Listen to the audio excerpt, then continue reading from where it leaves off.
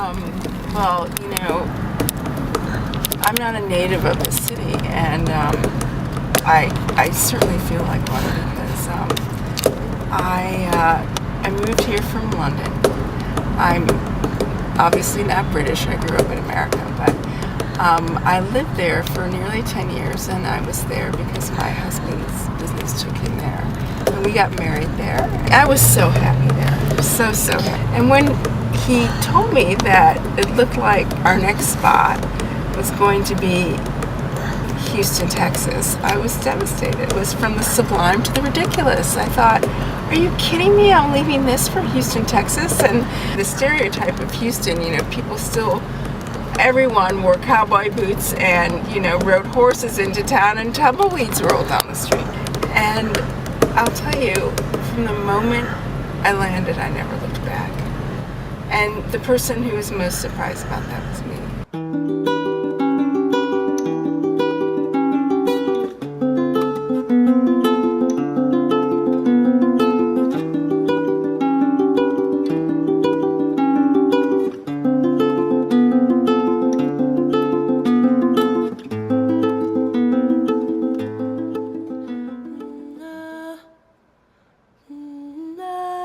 You term what I do or my feelings as a curator of human potential, which I think is incredibly poetic way of stating what I do. And in fact, it's very accurate. From an early age, I sort of knew that my talents were not in the sciences. I was kind of an outlier in that sense in my family from, very, very early days. And they accepted it, but it was just sort of an unusual thing because my parents were both faculty at a university.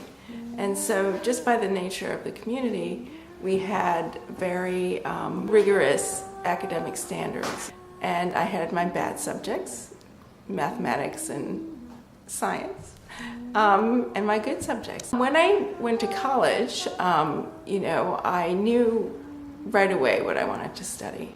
And that goes back to, what during middle school we did as a family. So what was Judy like growing up? We spent, when she was about 12 years old, we spent a year in the Netherlands on a sabbatical. My father and mother decided to take a sabbatical in order to do research somewhere else, and they chose to go to the Netherlands. And she went to a Dutch school. I was devastated. I said, what? I'm going to leave my friends. I'm going to leave everything I have here. The world is going to end. And so in this school, one of the aspects of people in the Netherlands was they're very interested in their environment. They had chosen a little house in a city called Utrecht. And particularly in making it beautiful and useful. It was a whole new culture for me, and it was really scary. But as soon as we got there, I, had an attitude shift. I realized with their help that this was the opportunity of a lifetime. And it turned out that, indeed, it was the opportunity of a lifetime because it changed my perspective on the world. She picked up from them this interest in art and the environment. And we traveled throughout Europe. And what we did when we traveled is we went to cultural institutions and the churches and the art in there and the countless museums we went into where you would expect a 13-year-old to have serious museum fatigue. I took it all in. The art was there because someone had commissioned someone to do something. The patron was committed to getting something, a result, but also obviously to encourage and to employ an artist. So the motivation for that person who was, asking someone to make art really started to resonate with me.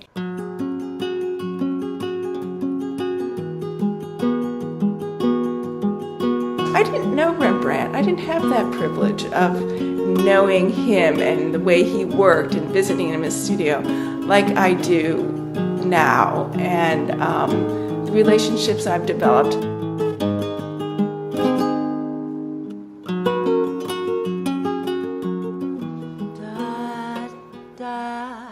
They're just a powerful presence. They're a powerful couple. This is a career for you guys, and you have invested everything in it. I want to support that. I don't want you to be people who are artists, but really also accountants. A mature art scene, art community has many components. Without the patron, you have an enormous gap. When Judy calls, she usually has something exciting to ask. Well, when I was asked to do the thing for Herman Park, because of its proximity to the playground, I wanted them to be something that children would see from the playground a couple 100 feet away and go running toward it as fast as they could and climb all over it and add to the sculpture by being part of it. I think that I wouldn't have been asked to do this if it wasn't for Judy. I just knew it was perfect because, I knew what we were looking for. I knew she could deliver. She's not a diva artist. I mean, she's really a hard worker. 1.2 miles from my house. I walk there now and I could see one of my sculptures in my park. Having a work of mine, a work of my art in Herman Park is like a dream come true. Mm-hmm. Well, I don't know if I told you, but it really is the most important project I've ever done, the biggest project I've ever done, and thanks to Judy.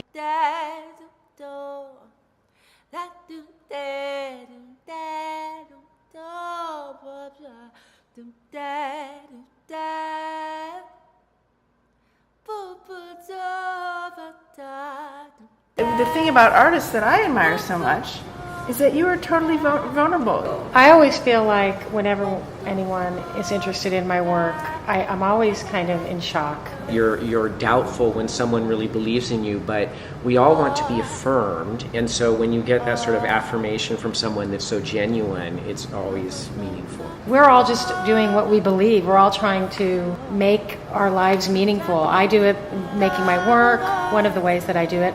I think one of the ways Judy does it is to surround herself with art that she believes in. You're not just writing checks. I think of you as doing something a little bit different because there's a lot of creativity in what you do. Mm-hmm. Mm-hmm. You're making things happen, and it's a very creative thing.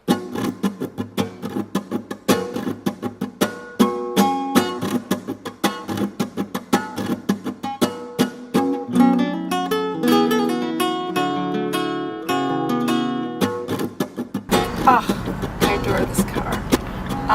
I've wanted a smart car since, for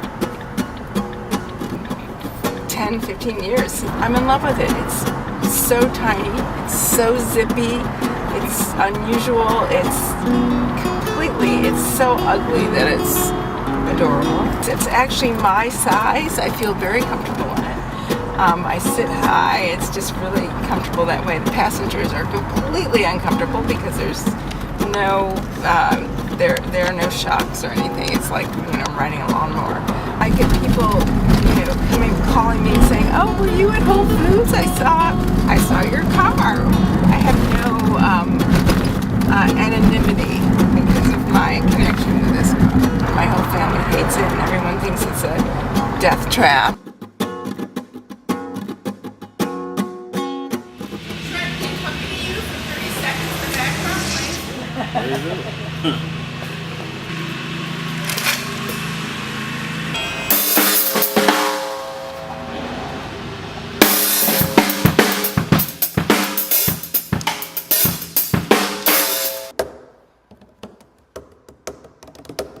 Take 5.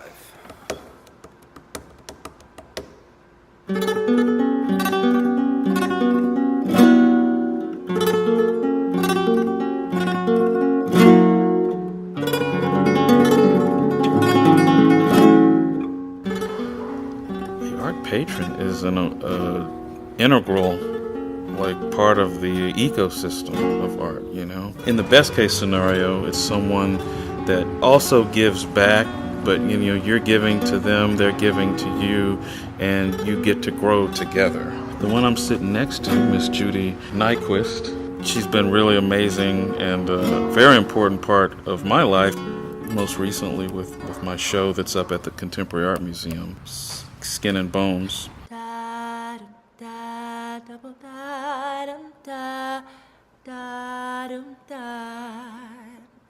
Valerie sent out an SOS to me and said, "We've got to realize this part of the exhibition. Can you help?" And I was like, "Oh my God, what an opportunity!" There was a sense of urgency to get the piece out. You somehow pulled off a new body of work that wasn't expected necessarily. She made some really great things possible with that show. And it turned out it was a very important direction. Things that otherwise might not have been able to be seen in the light that I wanted them to be seen.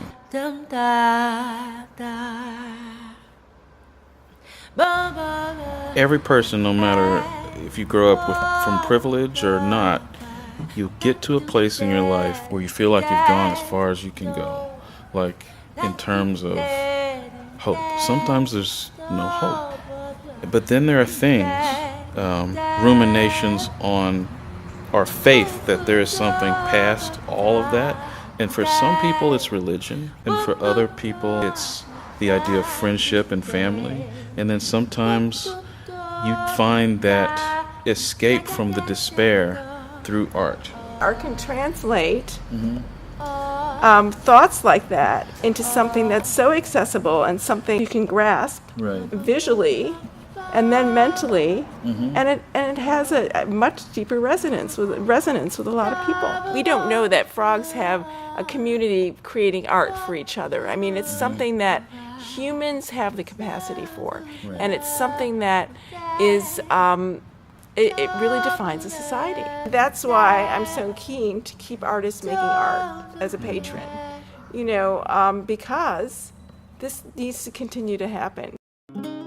Some cultures don't even have a word for art. It just is. Art helps you see those connections between peoples. A lot of cultures and governments understand how art is integral to their survival.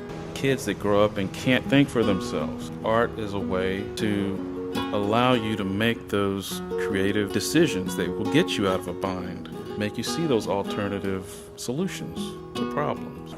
My life there would be a void so large in my life without being able to have that experience every day.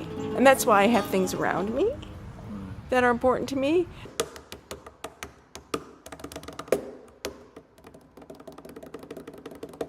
It's always wonderful to invite people into the house and to share the house with other people. What do you do when you meet someone? When you greet them, you shake their hand. So the house is welcoming you, it's greeting you. And then there's a saying on the door, and people think it's a URL, and of course it's not. It says welcome@nyquist.org. And I consider us here, we're an organization, we're a community. Nyquist.org, that's who we are, and we want to welcome you.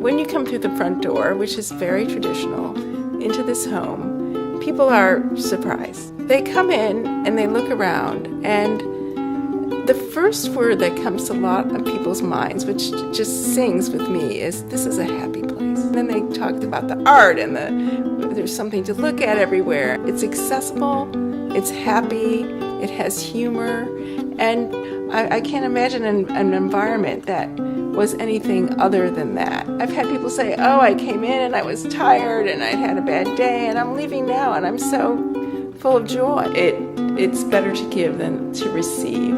It's a natural thing. You look at young kids, they come to a birthday party, open my present first, open my present first. I mean, they want their gift to be recognized by the recipient. It's very natural. It's as gratifying for them as, being the birthday girl and getting a pile of presents. patronage in the art world is not the only place to do this. It's a very basic human instinct, I think. You don't have to provide money. If you provide encouragement, if you provide a space, if you provide, just the knowledge to that person that you believe in them, and you're sincere and genuine, and you enable it however it is, that's a legacy that I feel really, really happy and proud of. And it's a legacy that's different than leaving objects and material. It's about how, you provided the impetus for something great to happen for other people. What kind of baby was she? What kind of a baby was she? Like toddler. Hmm.